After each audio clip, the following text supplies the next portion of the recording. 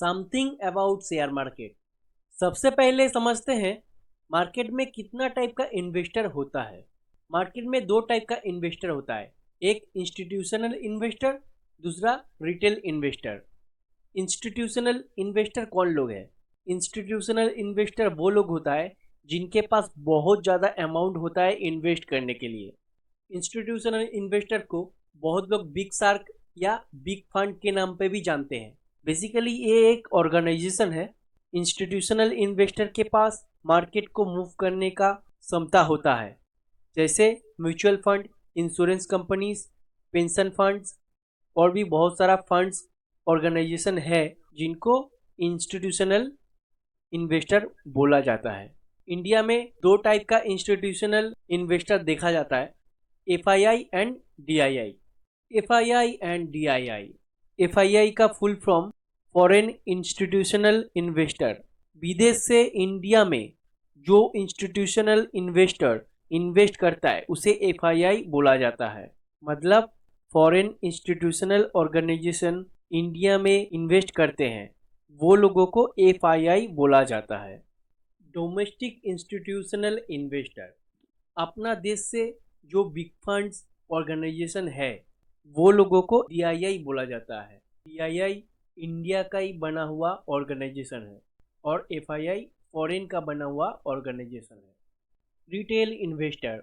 Retail investor वो लोग होता है जिनके पास अमाउंट बहुत ही कम होता है, जैसे आप और मैं।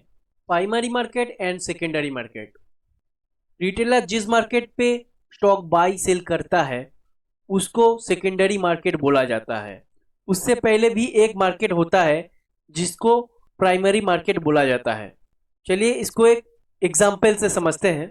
जैसे एक कपड़ा का दुकानदार सामान किसी होलसेलर के पास से बहुत ही सस्ता में एंड लॉट सामान खरीदता है एंड अपना दुकान में रिटेलर्स को सेल करता है।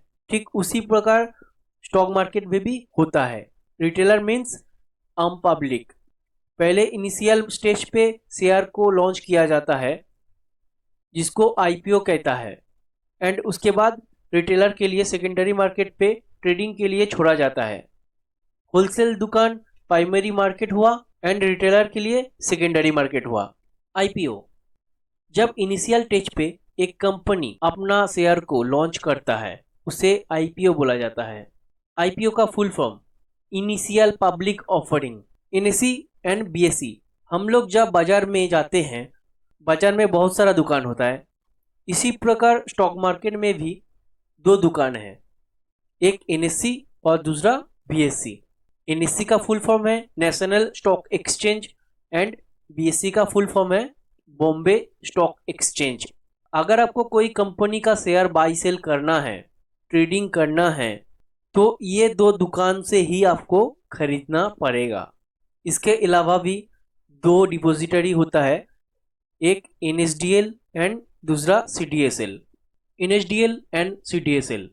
अगर आप इंट्राडे ट्रेडिंग करते हैं तो आपका शेयर डिपॉजिटरी में नहीं जाता है, लेकिन अगर आपको स्विंग या लॉन्ग टर्म इन्वेस्टमेंट करना है तो आपका बाई किया हुआ शेयर डिपॉजिटरी में रखा जाता है ताकि आपका शेयर सुरक्षित रहे। और ये सारा प्रोसेस से भी अपना नज़र में रखते हुए करता है। एनएसडीएल का फुल फॉर्म है national securities depository limited and CDSL का full form central depository services limited.